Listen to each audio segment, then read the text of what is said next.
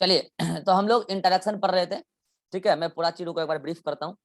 देखो क्या है कि हम लोग इंटरेक्शन पढ़ रहे थे जिसमें कि दो अलग, हम लोग कौन सा इंटरेक्शन पढ़ रहे हैं। मैंने आपको कहा था हमारा जो हेडिंग है वो है पॉपुलेशन इंटरेक्शन या स्पीशीज इंटरेक्शन।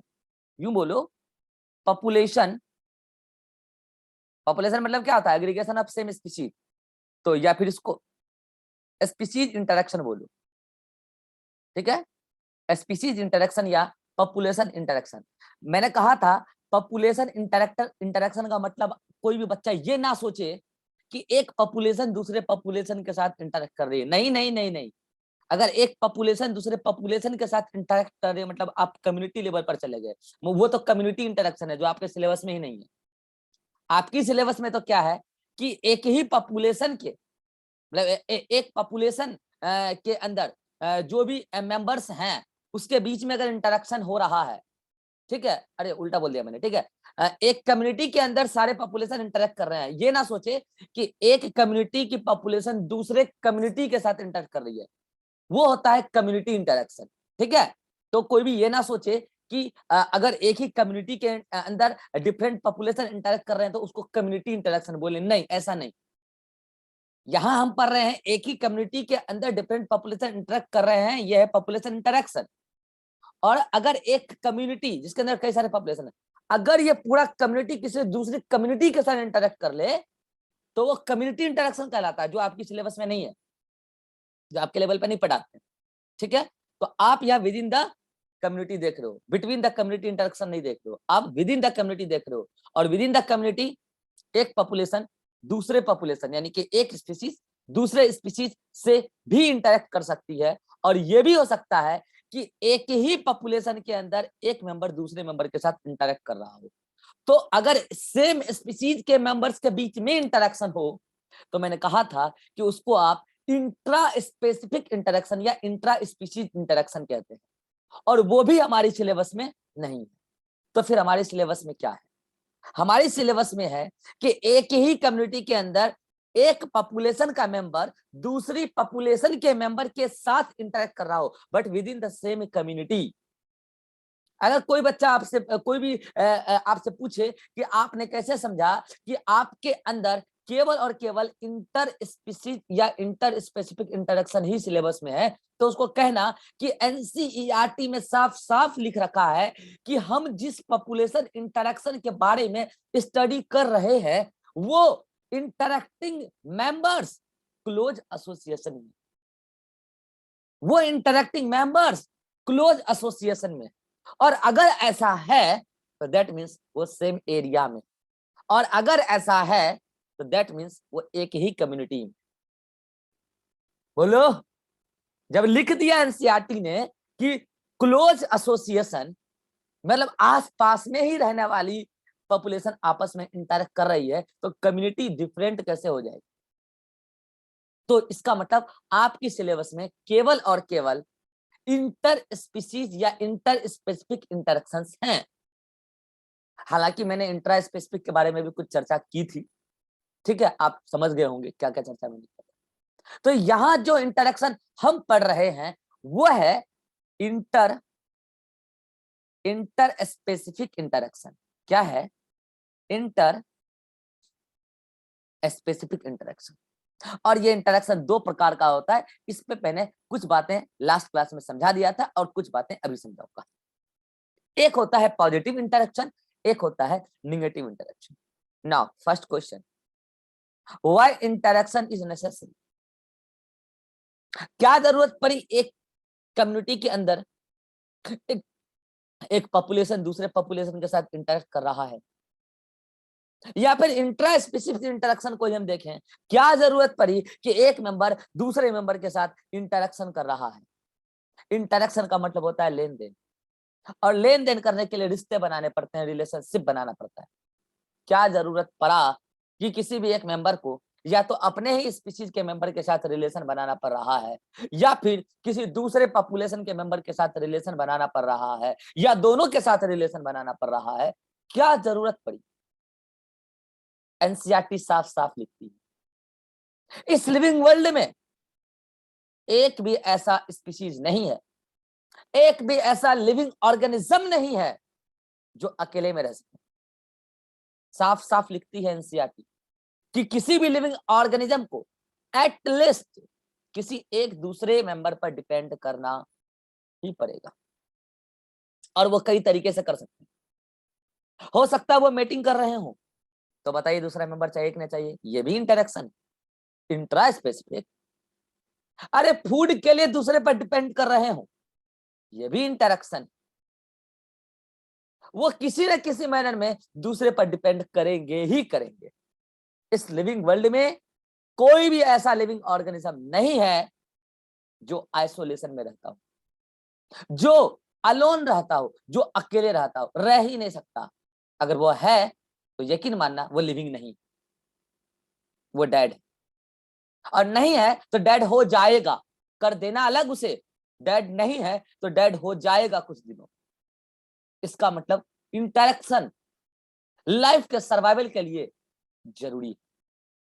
अपनी नीड को फुलफिल करने के लिए इंटरेक्शन तो करना ही पड़ेगा।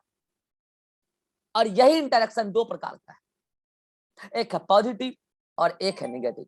मैंने समझाया था, ये हम पढ़ रहे हैं कौन से इंटरेक्शन, हम पढ़ रहे हैं इंटर स्पेसिफिक इंटरेक्शन, जहां पर एक ए स्पीशीज दूसरे बी स्पीशीज के मेंबर के साथ इंटरेक्शन कर रहा है। और अगर इन दोनों, और ध्यान रहे, हेलो ध्यान रहे कि ये दोनों मेंबर एक ही एरिया में रहने वाले, in close association, in close association, क्योंकि आप जो इंटरेक्शन पढ़ रहे हो विद इन द कम्युनिटी पढ़ रहे हो, ना कि बिटवीन द कम्युनिटी पढ़ रहे हो। और अगर ऐसा है तो वो क्लोज एसोसिएशन में ही रह रहे होंगे। और यहां पर मैंने कहा कि एक पॉजिटिव इंटरेक्शन है और एक नेगेटिव इंटरेक्शन। पॉजिटिव इंटरेक्शन का मतलब यह है कि मेंबर्स जो दोनों भी मेंबर इंटरेक्ट कर रहे हैं, या जो दो स्पीशीज इंटरेक्ट कर रही है, दोनों में किसी को घाटा नहीं होना चाहिए, और किसी एक को तो फायदा होना ही चाहिए ना। दोनों में किसी को घाटा ना हो, किसी एक को भी फायदा हो जाए, तो वो पॉजिटिव इंटरेक्शन। और नेगेटिव इंटरेक्शन का मतलब क्या है, किसी एक को भी नुकसान हो गया, दूसरे को क्या हो रहा है पता नहीं, हो सकता है नुकसान हो रहा हो सकता है फायदा हो रहा हो सकता है कोई प्रभाव ना पड़ रहा हो। शर्त यह है किसी एक को भी घाटा हो गया, नेगेटिव इंटरेक्शन, माइनस वर्ड आते ही नेगेटिव इंटरेक्शन। तो मैंने कहा था कि ऐसे ही पॉजिटिव इंटरेक्शन फिर तो तीन प्रकार के, और मैंने समझाया था, और उसको मैं और खोल खोल के बात करूंगा। एक मैंने कहा था mutualism, mutualism number 1, number 2 commensalism, commensalism, number 3 proto cooperation, proto cooperation. और इधर भी मैंने आपको तीन समझाया था, एक कंपटीशन, कंपटीशन, और एक अमेंसलिज्म, अमेंसलिज्म, और एक एक्सप्लॉयटेशन, एक्सप्लॉयटेशन। मैंने कहा यहां बोर्ड पर लिखे हुए जितने भी टाइप ऑफ इंटरेक्शंस हैं, ये सभी के सभी इंटर स्पेसिफिक इंटरेक्शन। चाहे हो म्यूचुअलिज्म, ए और बी आपस में इंटरेक्ट कर रहे हैं यार, चाहे हो कमेंसलिज्म, ए और बी आपस में इंटरेक्ट कर रहे हैं, चाहे हो प्रोटो कोऑपरेशन, ए और बी आपस में इंटरेक्ट कर रहे हैं। और ये तीनों पॉजिटिव इंटरेक्शन है, घाटा किसी को नहीं होना चाहिए, और किसी एक को तो फायदा हो यार, किसी एक को तो फायदा हो तब ना बोलेंगे पॉजिटिव। नेक्स्ट मैंने कहा निगेटिव इंटरेक्शन, कंपटीशन, ए और बी आपस में इंटरेक्ट कर रहे हैं, यहां पे भी ए और बी आपस में इंटरेक्ट कर रहे हैं, यहां पे भी ए और बी आपस में इंटरेक्ट कर रहे हैं, किसी एक को भी नुकसान जरूर हो रहा होगा, तभी ये सभी निगेटिव इंटरेक्शन। अब थोड़ी और बातें लेवल बढ़ा के करते हैं, समझना ध्यान से। First one mutualism. मैंने ऐसा कहा है कि म्यूचुअलिज्म में इंटरेक्टिंग दो स्पीशीज, दो स्पीसीज, 2 स्पीसीज। मैंने ये नहीं कहा है कि वो 2 इंडिविजुअल। अगर जब भी मैं ये बोलूंगा 2 इंडिविजुअल, तो वहां मन में डाउट रहता है कि वो दोनों इंडिविजुअल सेम स्पीसीज के हैं या डिफरेंट स्पीसीज के हैं। तो बेटर ये होगा कि 2 स्पीसीज, 2 स्पीसीज। ना आप इंडिविजुअल इंटरेक्शन पढ़ रहे हो, ना आप कम्युनिटी इंटरेक्शन पढ़ रहे हो, आप तो स्पीसीज इंटरेक्शन पढ़ रहे हो ना। तो आप क्या बोलोगे, ए स्पीसीज बी स्पीसीज आपस में इंटरेक्ट कर रही, और यहां पर ए को भी फायदा है और बी को भी फायदा है। फायदा मतलब प्लस। और मैंने ये भी कहा था कि यह ए बी के बिना नहीं रह सकता, बी ए के बिना नहीं रह सकता। ऐसा रिश्ता क्या कहलाता है, म्यूचुअलिज्म कहलाता है। तो जब मैं ये कहता हूं तो बच्चा डाउट पूछने आता है, सर अगर यह ए बी के साथ इंटरेक्ट कर रहा है, तो अगर कल को यह ए किसी सी के साथ इंटरेक्ट करेगा तो क्या वो म्यूचुअलिज्म नहीं होगा? अगर ए सी के साथ इंटरेक्ट कर रहा है और उन दोनों के बीच में ऐसा कोई रिलेशंस है कि वो दोनों एक दूसरे के बिना नहीं रह सकते हैं, मगर किसी अदर एक्टिविटी के, हो सकता है कि ए बी के साथ कुछ ऐसा एक्टिविटी कर रहा हो जिस एक्टिविटी का बी और सी के बीच में कोई लेना देना ना हो, तो इसका मतलब ए बी के साथ भी म्यूचुअलिज्म दिखा रहा है और ए सी के साथ भी रिलेशन म्यूचुअलिज्म दिखा रहा है। कोई आपत्ति नहीं करेगा, कोई कर सकता है यार। ए को भी फायदा हो रहा है, सी को भी फायदा हो रहा है, और ए सी के बिना भी नहीं रह सकता। और यह देख के पता चलता है कि ए बी के बिना भी नहीं रह सकता। यानी कि आप कह सकते हैं इस दोनों को देखकर कि ए दो के साथ म्यूचुअलिज्म दिखा रहा है। ऐसे कई सारे एग्जांपल आपको मिल सकते हैं यार, लेकिन इतनी दूर तक बात आपके नीड पर पहुंचती नहीं है। आप तो इतना ही सोच लेते हो कि ए बी के साथ इंटर कर रहा है और दोनों एक दूसरे के बिना नहीं रह सकते, ना बी ए के बिना ना ए बी के बिना। तो फिर बच्चा इतना तो डाउट पूछ ही लेता है, सर अगर ए का कोई मेंबर A1 है, A2 है, A3 है, तो क्या आपने कहा ए स्पीशीज, तो उसका एक पॉपुलेशन होगा सर। तो बी का भी होगा ना, B1 है, B2 है, B3 है, ऐसे है। तो सर आज अगर A1 इस B1 के साथ रिलेशन रखता है, ऐसा रिलेशन जहां A1 को भी फायदा है, B1 को भी फायदा है, A1 को भी फायदा है, B1 को भी फायदा है, तो ये रिलेशन म्यूचुअलिज्म है। सर एक दिन की बात है कि हमने A1 को इस B3 के साथ देख लिया था। सर एक दिन की बात है हमने चुपके से इस A1 को B3 के साथ देख लिया था। तो क्या सर इस रिश्ते का नाम अब म्यूचुअलिज्म नहीं रखा जाए? रखा जाएगा। कोई बता सकता है कि रखा जाएगा? यह भी म्यूचुअलिज्म है। A1 कल B1 के साथ म्यूचुअलिज्म कर रहा था और आज आपने उसको चुपके से A1 को B3 के साथ देख लिया है, तो क्या यह म्यूचुअलिज्म नहीं है? है। आप मेरी बातों को गौर नहीं कर पाए। अरे B3 और B1 दोनों सेम स्पीशीज के, B3 और B1 दोनों सेम स्पीशीज के। आप इंडिविजुअल इंटरेक्शंस नहीं पढ़ रहे हैं, आप स्पीशीज इंटरेक्शन पढ़ रहे हैं, आप पॉपुलेशन इंटरेक्शन पढ़ रहे हैं। अभी भी यह ए पॉपुलेशन इस बी पॉपुलेशन के साथ ही इंटरेक्ट कर रहा है, भले इस बीच पॉपुलेशन का मेंबर कोई और। कितनों को बात पढ़ रही, मैं क्या कर रहा हूं? अभी भी A1 ए स्पीशीज बी स्पीशीज के साथ ही इंटरेक्ट कर रहा है, चाहे ये A1 B1 के साथ इंटरेक्ट कर रहा हो, चाहे यह A1 B3 के साथ इंटरेक्ट कर रहा हो। स्पीशीज तो अभी A और B ही है। आप तो स्पीशीज इंटरेक्शन पर रहे हो, शायद अब किसी को कोई डाउट ना रहा हो। बढ़ते हैं आगे। कमेंसलिज्म। कमेंसलिज्म क्या है? जहां एक ए स्पीशीज दूसरे बी स्पीशीज के साथ इंटरेक्ट कर रहा है और ऐसा इंटरेक्शन कर रहा है कि ए को फायदा हो रहा है और बी को ना नुकसान ना फायदा, मतलब यह प्रभावित नहीं हो रहा है, ना फायदा ना नुकसान, न्यूट्रल है। मतलब आप कह सकते हैं कि ए आज बी के साथ है तो ए को फायदा हो रहा है, हो सकता है कल ये फायदा लेने के लिए ए सी के साथ चले जाए, कोई दिक्कत नहीं, यहाँ पे साथ रहना जरूरी नहीं। आज जब तक ए बी के साथ है तब तक ए को फायदा हो रहा है, बी को कोई प्रभाव नहीं पड़ रहा। ऐसा रिश्ता कमेंसलिज्म कहा जाता है। अब एग्जांपल देखेंगे सही। And last one, proto cooperation, जहां ए और बी स्पीशीज, इंडिविजुअल मत बोलना, जहां ए और बी स्पीशीज साथ रह रहे हैं और ए को भी फायदा हो रहा है और बी को भी फायदा हो रहा है, और अगर एक दिन ए और बी के बीच में कुछ ऐसा हुआ कि बी दूर चली गई और ए भी उसको दूर जाने दे दिया, और अब ए सी के साथ रहने लगा और बी डी के साथ रहने लगी, और जब बी डी के साथ रहने लगी तो बी को भी फायदा हो रहा था, डी को भी फायदा हो रहा था, और जब ए सी के साथ रहने लगा ए को भी फायदा हो रहा था, सी को भी फायदा हो रहा था।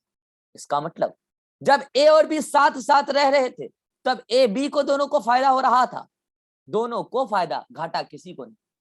और जब दोनों बिछड़ गए तो फिर बी डी के साथ चली गई, बी को भी फायदा, डी को भी फायदा, अभी भी को प्रोटो कोऑपरेशन, और यहां भी प्रोटो कोऑपरेशन, और ए और बी जब साथ थे तब भी प्रोटो कोऑपरेशन। यानी कि यहां भी दोनों का साथ तो रहना दिख रहा है लेकिन साथ रहना जरूरी नहीं है, जबकि यहां दोनों का साथ रहना दिख रहा है और साथ रहना जरूरी है। ऐसा जरूरी है कि अगर ए स्पीशीज और बी स्पीशीज को अलग कर दिया जाए, एक नहीं दोनों मरेंगे, क्योंकि ए बी के बिना नहीं रह सकता और बी ए के बिना नहीं रह सकता। इसका मतलब आप कह सकते हैं कि यह म्यूचुअलिज्म एक्चुअली ऑब्लिगेट म्यूचुअलिज्म है। ऑब्लिगेट का मतलब होता है compulsory, obligate mutualism, obligate mutualism है। और जबकि यह प्रोटो कोऑपरेशन फैकल्टेटिव या ऑप्शनल, इसको आप कह सकते हैं फैकल्टेटिव या ऑप्शनल म्यूचुअलिज्म है, म्यूचुअलिज्म है। ये तो पॉजिटिव इंटरेक्शन है। आज एक एक करके एग्जांपल भी देखेंगे, don't worry. And next one, negative interaction. अगर कंपटीशन है, मैंने कहा था कि अगर कंपटीशन हो रहा है तो दो ए और बी स्पीशीज आपस में इंटरेक्ट कर रहे हैं, नुकसान दोनों को होगा। कोई ये ना सोचे कि कंपटीशन में एक को फायदा एक को नुकसान, ऐसा नहीं। और अगर ऐसा है, एक को फायदा एक को नुकसान, यकीन मानिए वो कंपटीशन नहीं एक्सप्लॉयटेशन, वो कंपटीशन नहीं एक्सप्लॉयटेशन। एक को फायदा और एक को नुकसान, यह कंपटीशन नहीं है, यह एक्सप्लॉयटेशन। मैंने आपको लास्ट क्लास में बताया था, समय कम था इसलिए मैंने बातों को आगे नहीं बढ़ाया था, आज बढ़ाता हूं। लास्ट क्लास में मैंने कहा था कि आप भी नीट की तैयारी कर रहे हो और आपका साथी भी नीट का तैयारी कर रहा है, और आप दोनों के बीच में एक कंपटीशन चल रहा है। वह आप ही के हॉस्टल में रहता है, आप 5 घंटा पढ़ते हो, वह 3 घंटा पढ़ता है। उसको ऐसा लगता है कि उसका सिलेक्शन नहीं हो पाएगा, तो वो अपना स्टडी 4 घंटा कर देता है, तो आप अपना स्टडी 7 घंटा कर देते। घमासान लड़ाई चल रही है यार दोनों में। तो उसको ऐसा लगता है कि आप 7 घंटा पढ़ रहे हो, 4 घंटे में उसका सिलेक्शन नहीं होगा। वह अपनी स्टडी आवर बढ़ा के 5 घंटा कर देता है और आप अपनी स्टडी आवर बढ़ा के 8 घंटा कर देते। फिर उसको ऐसा लगता है कि वो स्टडी आवर 5 घंटा में सिलेक्शन नहीं ले पाएगा, तो वो अपना स्टडी आवर बढ़ा के 6 घंटा कर देता है, तो आप अपनी स्टडी आवर बढ़ाकर 9 घंटा कर देते हो। यहां पर आप देख पा रहे हो दोनों अभी लड़ रहे हैं किस बात के लिए? एक मेडिकल कॉलेज में सीट के लिए। फाइनली एक दिन नीट का रिजल्ट आता है, और नीट का रिजल्ट जिस दिन आता है तो वो 9 घंटा पढ़ने वाला बच्चा को एक सरकारी मेडिकल कॉलेज में एमबीबीएस का सीट मिल जाता है, और ये 6 घंटा पढ़ने वाले बच्चे को नीट में कोई भी सिलेक्शन नहीं मिलता है। और उस दिन आप कहते हो कि वो 9 घंटा पढ़ने वाला बच्चा जीत गया, उसको फायदा हो गया, और ये 6 घंटा पढ़ने वाला बच्चा हार गया, इसको नुकसान हो गया। और मैं आपको कहता हूं दोनों का नुकसान हुआ है। मैं आपको कह रहा हूं दोनों का नुकसान हुआ है। आप कहोगे कैसे?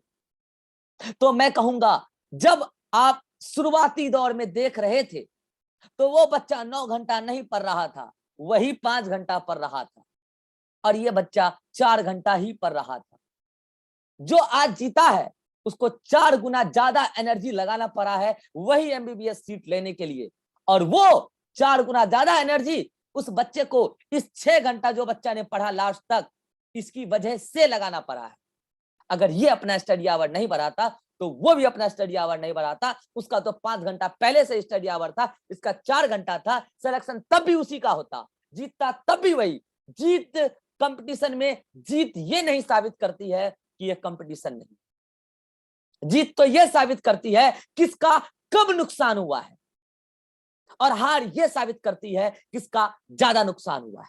मैं इसे उल्टा करके भी कह सकता हूं, जीत ये साबित करती है किसको फायदा ज्यादा हुआ, नुकसान कम हुआ, और जीत हार ये साबित करती है कि किसको, हार ये साबित करती है कि किसको नुकसान ज्यादा हुआ और फायदा कम हुआ। लेकिन नुकसान दोनों को हुआ है, फायदा तो भूल जाओ। फिर आप कहोगे सर अगर ऐसा हो रहा हो जहां बहुत घमासान चल रहा हो और एक को फायदा हो रहा हो और एक को नुकसान हो रहा हो, यकीन मानना वो कंपटीशन नहीं, वो एक्सप्लॉयटेशन, जिसे हम आम भाषा में शोषण कहते हैं, जिसे हम आम भाषा में शोषण कहते हैं। क्या कहते हैं? शोषण। यह 2 प्रकार का होता है, मैंने आपको कहा था, एक कह के लेना और एक चुपके से लेना, बिना बताए लेना। एक कह के लेना और एक चुपके से लेना। आपको मैं बेस्ट एग्जांपल देता हूं जिससे अभी यह वर्तमान भारत जूझ रहा है। मैं आपको एग्जांपल देता हूं, पहले जब भारत आजाद हुआ था उससे पहले की आप स्थिति जानते हैं। उस समय भी जातिवादी चलता था, उस समय भी धर्म चलता था, उस समय भी मजहब चलता था, और उस समय बोलकर चलता था। उस समय आर पार की लड़ाइयां होती थी, और उस समय भी शासन उसी का होता था जो बड़े लोग होते थे उस समय भी, और वो बोल के लेते थे, डायरेक्ट हमला करते थे, डायरेक्ट हमला। फिर भारत लोकतांत्रिक देश बना, लोकतंत्र आया, जनता की आवाज को मजबूत किया गया, तब जाके वो खत्म हुआ। क्योंकि उसमें हमला होता था, उसमें नुकसान होता था, और उसका नुकसान हो जाता था जो कमजोर होता था। सुनना ध्यान से, मैंने क्या बोला, उसका नुकसान होता था जो कमजोर हो जाता था। तो इसका मतलब यहां पर बी वीक है, बी वीक है और ए स्ट्रॉन्ग है, और ए बी को डायरेक्ट किल कर रहा है, डायरेक्ट मार दे रहा है। मगर जब लोकतंत्र आया तो फिर बी जो वीक है वो अपनी कमजोरी को समझ गए। उनकी कमजोरी क्या है, वो अपनी कमजोरियों को दूर कर लिए। उनकी कमजोरी ये थी कि वो एकता में नहीं थी, वो यूनिटी में नहीं थी। वो जब यूनिटी में आए तो ये डायरेक्ट किलिंग बंद हो गया। तब आई लोकतंत्र, तब बनी सरकार, तब बने मंत्री, और मंत्री बनने के साथ उनको जिम्मेवारी दी गई कि आप समाज में दंगे ना कराओ, आपको जिम्मेवारी दी गई आप जातिवाद ना फैलाओगे, आप मजहबवाद ना फैलाओ, आप नफरत ना फैलाओ। आपको जिम्मेवारी दी गई, आप हमें शांति और प्रेम से रखो। लेकिन मंत्री ये कहां से समझेंगे? उनको ये समझ में आ गई हमें मंत्री बनाएगी ये जनता ही, और अगर हम उग्रवादी बन गए तो हमें ये मंत्री बनाएगी ही नहीं, क्योंकि ये तो शांति पसंद करते हैं। तो आज के मंत्री के मैं हालात बता रहा हूं, ए और बी। मैं आज के मंत्री की हालात बता रहा हूं, मैं आज के सरकार की हालात बता रहा हूं। ये ए और बी, आज भी बी को नुकसान हो रहा है। आप यकीन करो, आज भी बी का नुकसान हो रहा है, और आज भी ए फायदे में। पहले तो ऐसे लोग हुआ करते थे जो डायरेक्ट बोल के मारते थे, वो मजबूत लोग थे। फिर ये वीक लोग यूनिटी में आए और मजबूत लोग को भगाए और उस जगह मंत्रियों को बैठाए, और मंत्री को समझ में आ गया कि हमें यहाँ इसलिए बैठाया गया है क्योंकि पहले जो यहाँ बैठा था वो दंगे कराता था। तो इनको ये बात समझ में आ गया है कि हम डायरेक्ट बोल के अगर दंगे कराएंगे तो हमारा यहाँ रहना मुश्किल हो जाएगा, हम ये रहने नहीं देंगे। तो ए ने सोचा हम इसे धीरे धीरे शोषण करेंगे, हम इसे डायरेक्ट किल नहीं करेंगे, हम इसका इस्तेमाल करेंगे, हम इसे आंखों के सामने धर्म का एक चादर पहनाएंगे, हम इन्हें मजहब का एक चादर पहनाएंगे, हम उन्हें समझाएंगे आप हिंदू हो, आप मुसलमान हो, आप बड़ी जाति को, आप छोटी जाति को। हम कभी नहीं बोलेंगे कि आप उसको मारो, हम तो बस उसे मजहब सिखाएंगे, हम कभी नहीं कहेंगे कि उसे मारो। और वो जिस दिन मजहब सीख जाएंगे तो वो खुद लड़ेंगे, वो खुद वीक हो जाएंगे और फिर हम उसका शोषण कर लेंगे। और ये बात बी को आज तक पता नहीं चल रहा है कि उनके साथ ऐसा हो रहा है। उनको ए धीरे धीरे चोस रही है, सोख रही है, उसका शोषण कर रही है, क्योंकि बी का असली मंशा तो यह था कि उनकी व्यवस्थाओं पर ध्यान दिया जाए, लेकिन ए उनकी व्यवस्थाओं पर ध्यान देने के बजाय, शिक्षा, रोजगार, इन पर ध्यान देने के बजाय उनको धर्म का चादर पहना दिया है। और ये बी के मेंबर्स आपस में लड़कट मर रहे हैं, मैं हिंदू, मैं मुसलमान, मैं फलाना, मैं ढिकामा। और ए उनके ही टैक्स का पैसा खा खा के एसी में घूम रहे हैं, और बी को पता भी नहीं है कि ए उससे बहुत ज्यादा स्ट्रांग हो चुका है, इतना स्ट्रांग हो चुका है कि ए वहां से जाने को तैयार नहीं। और फिर भी कभी भी ए स्वीकार नहीं करता है कि मैं तुम्हारा शोषण कर रहा हूं। इसका मतलब यहां डायरेक्ट किलिंग नहीं, यहां पे no direct killing, no direct killing. अब मैं आपको इस दोनों रिश्ते का नाम बताता हूं। एक्सप्लॉयटेशन दो प्रकार का होता है, जहां कह के लेते हैं, डायरेक्ट दंगा कराते हैं, उसे प्रीडेशन कहते हैं, उसे प्रीडेशन कहते हैं, घर में घुस के मार देते हैं, प्रीडेशन। और जहां कह के नहीं लेते, डायरेक्ट दंगे नहीं कराते, डायरेक्ट खून खराबा नहीं होता, बस धीरे धीरे उसका इस्तेमाल किया जाता है। इतना इस्तेमाल करेंगे, इतना इस्तेमाल करेंगे कि बी एक दिन इतना कमजोर पड़ जाएगा कि उसे कोई और ही आकर मार देगा, हमें मारने की जरूरत ही नहीं पड़ेगी। और ऐसा रिश्ता पैरासिटिज्म कहलाता है, ऐसा रिश्ता पैरासिटिज्म कहलाता है।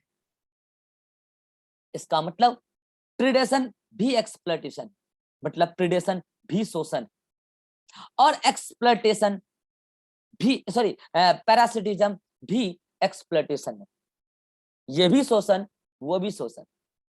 ये 6 टाइप के इंटरेक्शन आपके सामने, और आने वाले 1 वीक तक हमें यही पढ़ना। अब आप सोच लो कि ये कितना इंपॉर्टेंट टॉपिक होगा, आने वाले 1 वीक तक हमें ये पढ़ना है। और आज अभी अगले मीटिंग में हम उठाएंगे म्यूचुअलिज्म। अब आगे कोई भी बच्चा इस बात को लेकर कंफ्यूजन में नहीं रहेगा, कहां प्लस, कहां माइनस, कहां जीरो। अच्छा, ये वाला बच गया ना, अमेंसलिज्म। यहां पे एक स्पीशीज को, एटलीस्ट एक को तो घाटा होना चाहिए, एक स्पीशीज को नुकसान और दूसरे को कोई प्रभाव नहीं पड़ रहा।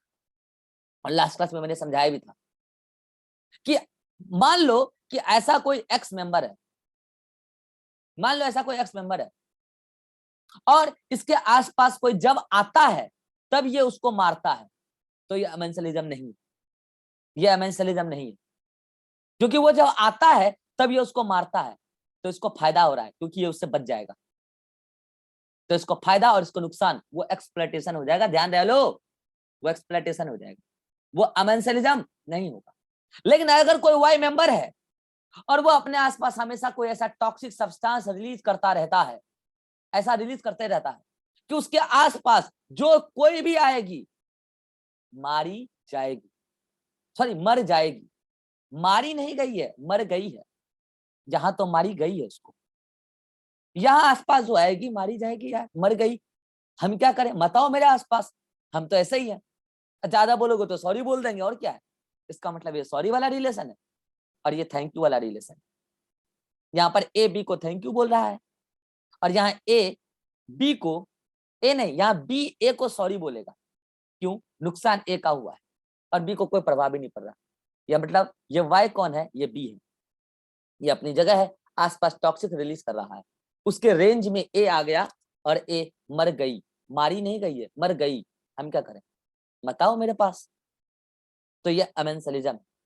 पहली बात तो कई सारे क्वेश्चंस इस स्क्रीन से ही बनते हैं नीट एग्जाम में, और अब हम अगले वाले आने वाले 4-5 दिनों में एक एक रिलेशन को, एक एक इंटरेक्शंस को खोल खोल के समझेंगे, एनसीईआरटी के भी एग्जांपल समझेंगे, और जो आउट ऑफ एनसीईआरटी पहले एग्जाम में आ चुके हैं केवल वही देखेंगे। ठीक, चलिए, अगर यहां तक अभी भी किसी को कोई डाउट है तो पूछिए, फिर अगले मीटिंग में हम स्टार्ट करते हैं म्यूचुअलिज्म। हाँ भाई, अतीक को डाउट है? No sir. Rajshree, no sir. Ribha, Suman, no sir. Abhishek, no sir. चलिए पढ़िए तक ले, अगले मीटिंग में मिलते हैं।